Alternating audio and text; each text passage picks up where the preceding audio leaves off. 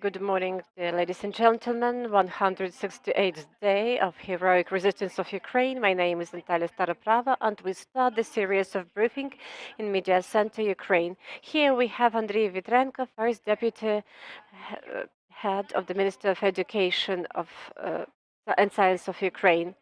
Mr. Vitrenko, could you please tell us about the first session of our national multi-subject test? Good morning. I wish you good health. Glory to Ukraine. Glory to heroes. Yes, the first session of the national multi-subject test is over. It took place in more than 250 settlements of Ukraine and in more than 40 countries of the European Union.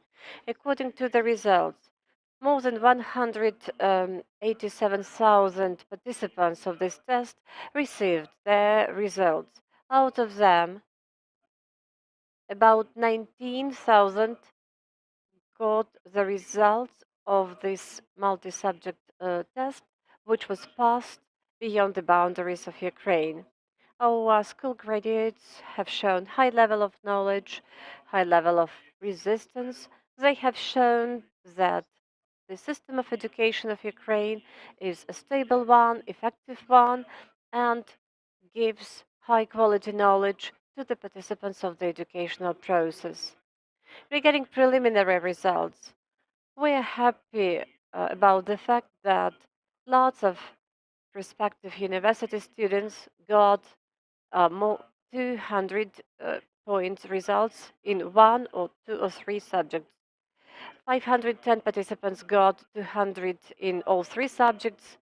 200 in two subjects uh, were given to 1,755 participants of the text, and more than 7,000 participants got 200 points in one subject.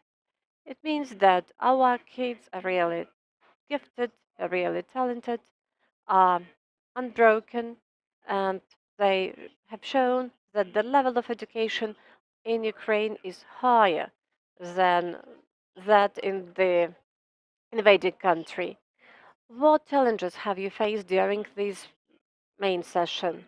The main challenge, the main difficulty was air alarms that actually took place during the multi-subject national test. But actually, it was interrupted in many regions of Ukraine, and the participants of the testing and their mentors had to hide in the shelters. In many towns of Ukraine, lots of centers where the test took place already had shelters, and therefore the test was not interrupted. We know that there will be additional and special session. What is the difference between them, and for whom will these sessions be organized?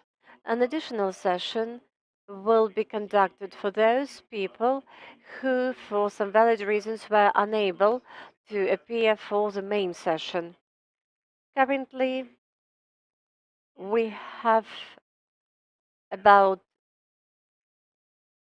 25,333 prospective participants wished to participate in this additional session. Abroad, there will be more than 3,000 people. But I would like to assure all Ukrainians that the tasks in the main session and in the additional session definitely will be different. Does this additional session differ from the Ukrainian part? Well, it is definitely safer abroad, but the test tasks are identical both in Ukraine and abroad in order to ensure equal conditions for all potential students and in order to ensure transparent university entry system. So what about those school leavers who have written the test and who plan to enter the Ukrainian educational establishments? They can enter any higher educational establishments of their choice. The documents may be submitted online, so you do not have to come to Ukraine. You have your own accounts, you have to submit your applications to the educational establishments you have chosen. And You have submit all the documents in the electronic form. You do not even have to present the original documents of school level certificates. It is enough to indicate the number. Have I understood you correctly that those who have written this test abroad will be able to study online in Ukrainian higher educational establishments?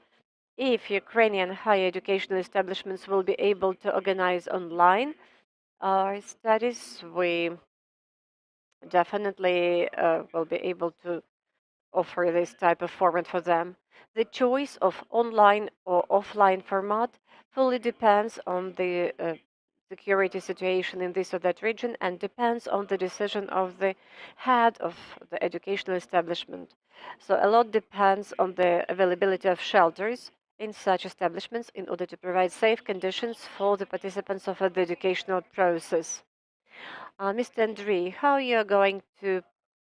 do you plan to start the academic year in 2022? Now, the representatives of the Ministry of Education and Science of Ukraine are on business trips to all the regions of Ukraine in order to evaluate whether it is possible to start, how it is possible to start the academic year in the corresponding region. I will repeat myself, a lot depends on the security situation in this or that region. Definitely, we would like to have it offline, but we have to understand several factors. First of all, security situation. The second part is shelters in order all the participants to feel safe. Therefore, we recommended to start academic year taking into account security and safety situation. So it can be online, it can be offline or hybrid format. So it is online plus this distant education. So it depends on the way the educational establishments plan and organize their educational process. The first point we stress upon is security and safety for all the participants of the educational process.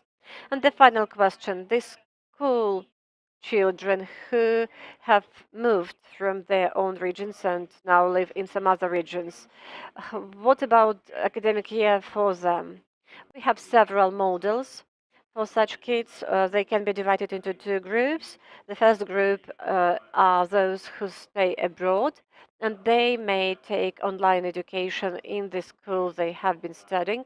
They may join the All Ukrainian online school or international online school or any online platform, Atmosphere or Optima platform, in order to get school education. Also, it is possible beyond the school our format of studying. We shall definitely consider the major subject. So certain number of points will be given to this or that subject. For example, mathematics, physics, chemistry, and others.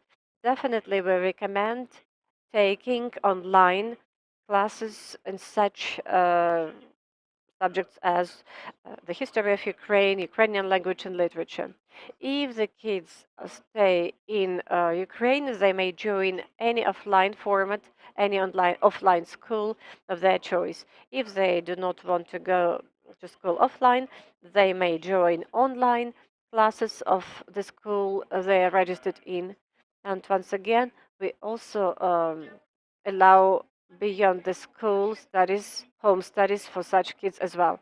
It was Andrii Vitrenko, First Deputy Minister of Education and Science of Ukraine. And in half an hour, we are going to talk to Mr.